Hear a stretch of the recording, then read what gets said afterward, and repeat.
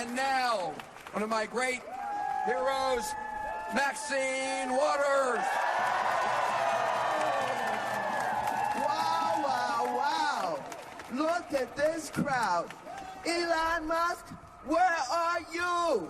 Bring your ass over here so you can see who's here and what we're doing. We're not afraid of you. We know that you are the co-president now of the United States of America.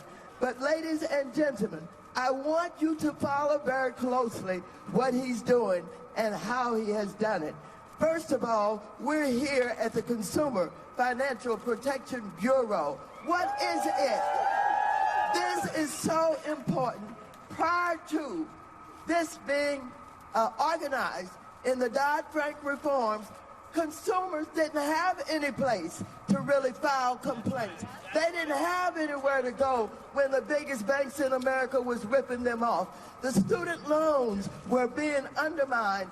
They didn't have any place to go. But guess what? The Consumer Financial Protection Bureau was organized in a way to deal with people who are the victims of fraud by the biggest corporations in America.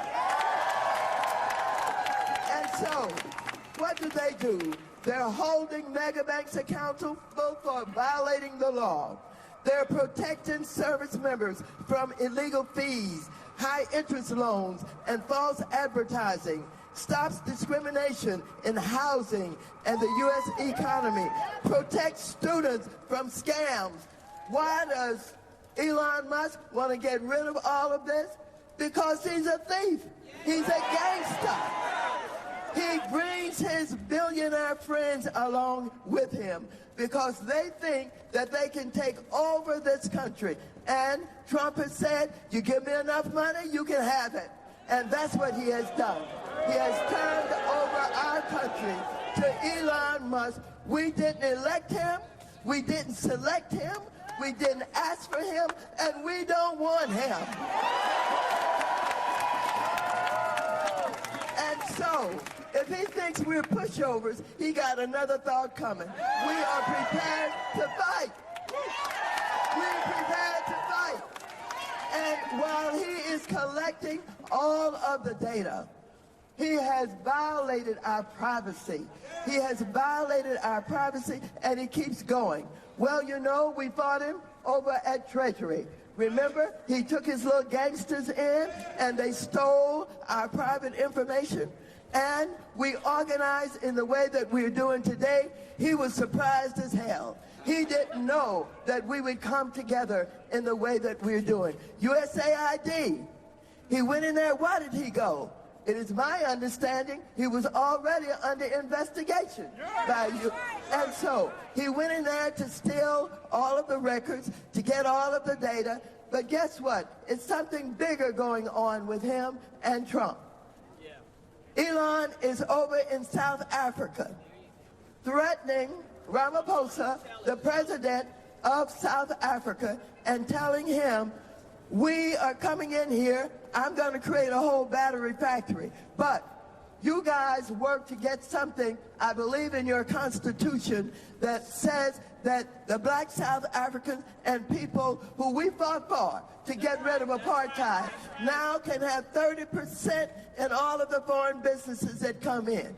Elon Musk said, I'm going to build a battery factory. I want you to get rid of that 30%. And so we said no.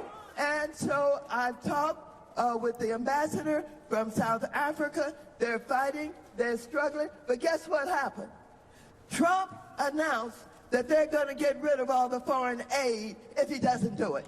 And they're reorganizing all of the right-wing old people that we fought in order to get rid of apartheid. But now these gangsters are going to threaten and bluff them and take over South Africa by going in and developing all of Elon's businesses and the battery factory.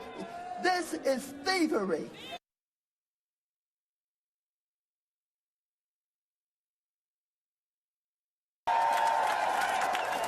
We have worked too hard. We have fought too hard for this democracy, and we ain't turning it over to Elon Musk. I want Elon Musk to know that we're going to stop him. I don't care what he thinks about his power. I don't care what he thinks about his ownership of this country. First of all, I want you to applaud the courts. They're doing a pretty damn good job right now. They're doing a pretty damn good job, but they will be as strong as we are. When we show up in the numbers like we're doing today, it sends a message to the courts that we mean business. Do we mean business? Now, ladies and gentlemen, we got to send another message out here. And the message is, for all of you who voted for him, you didn't know he was going to get you too. And so, we want you to come forward. And I want you to say, I voted, but I changed my mind. I didn't know that he was going to get me too. I didn't know that he was going to make sure that anybody in any of these agencies where we want to go in and capture all of this data, which we will monetize, he's all about money. All of it will be monetized. I'm so proud to be here with you today. One of the greatest achievements of my career has been the Consumer Financial Protection Bureau. And let me just wrap this up by saying, I was there when we created the Consumer Financial Protection Bureau. In the Dodd-Frank reforms, remember that?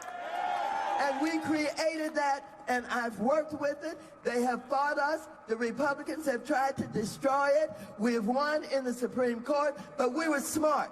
When we organized it, we made sure they didn't have to go through the appropriations process. They get their funding directly from the feds.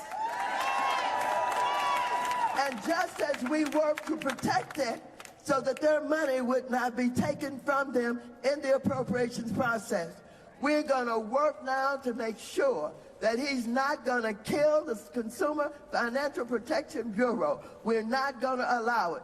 They lied on us when we were over at the Department of Education. They said, that's what Trump said, he said that we were breaking in. We ain't breaking in nowhere. We're using our power. We're using our collective power. We're standing up. We're speaking out. And this is our country, and we're not going to let Elon Musk have it. He can't have it. So, Elon, come here and face us. Bring your ass on over here.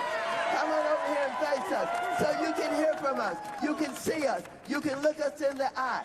We're not afraid. Are we going to fight? Yeah. Are we going to win? Yeah. Is this our country? Yeah. Are we going to let it be sold? No. Are we going to tell Trump, get out of the way and take your thieving Elon Musk with you? Thank you very much.